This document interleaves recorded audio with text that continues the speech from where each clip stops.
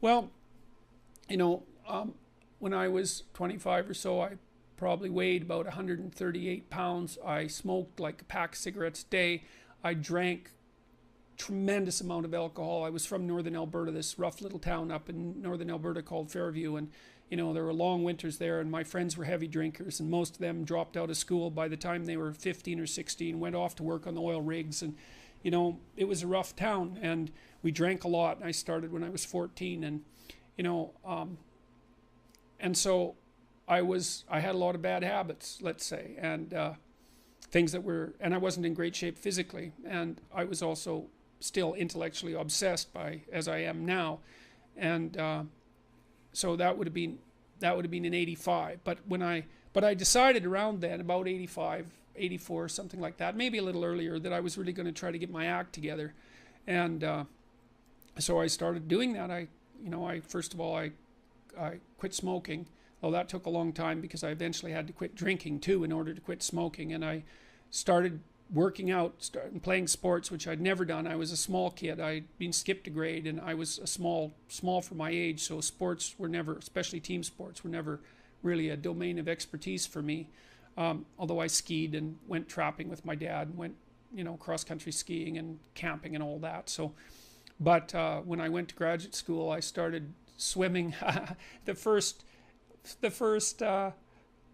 physical exercise routine I did, I enrolled in a swimsercise course, I think it was called. So it was me and this like really overweight kid, and like these 60-year-old women and men, they could out exercise me like mad. It was really embarrassing. Me and the overweight kid, we'd be just panting ourselves 3/4 to death at the end of the bloody workout, and these 60-year-old women who weren't in great shape were like chatting away as if nothing was going on at all in the pool. So that was quite embarrassing, and as was going to the weight room, because when I started I could barely bench press 75 pounds, and people used to keep coming over and helping me, which was the last thing I bloody well wanted, but certainly needed. And I got to the point where I could bench press 225 pounds. I think that was the best I did, and I gained about 30 pounds of muscle in a year and a half.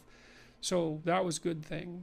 So like I was kind of a wild man, and I'm a little bit manic in my temperament, and so I was kind of going every direction at the same time.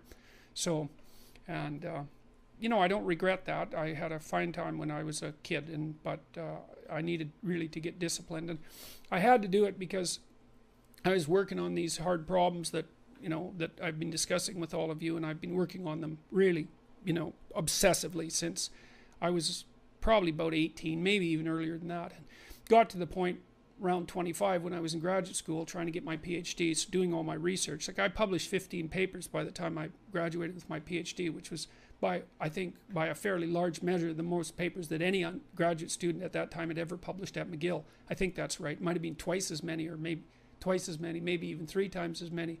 And at the same time I wrote Maps of Meaning, which was a terribly difficult thing to do, because I was writing about 3 hours a day doing that, and I couldn't do all that and continue with my misbehavior, my sort of what would you say, my hedonistic my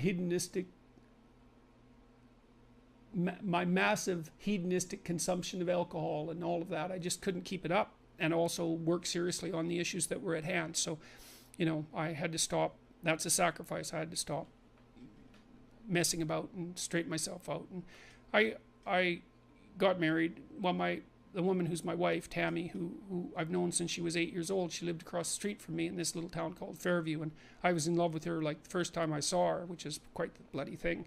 So that's worked out pretty well for me. But she came to live with me about the same time, and we decided jointly to get our act together, and we swore that we'd tell each other the truth, which I think she's actually done better than me. Like I don't think she's lied to me ever in our entire marriage, which is unbelievable, and it's been so useful because I can really tell her things and we can really talk. So I tell you, if you want to have a good relationship, man, you embed it in the truth, because if you don't embed it in the truth, you don't have a relationship. It's just lies. It's a tissue of lies, and it will dissolve in the chaos as soon as a crisis comes along. So the truth is a terrible thing, but not compared to falsehood.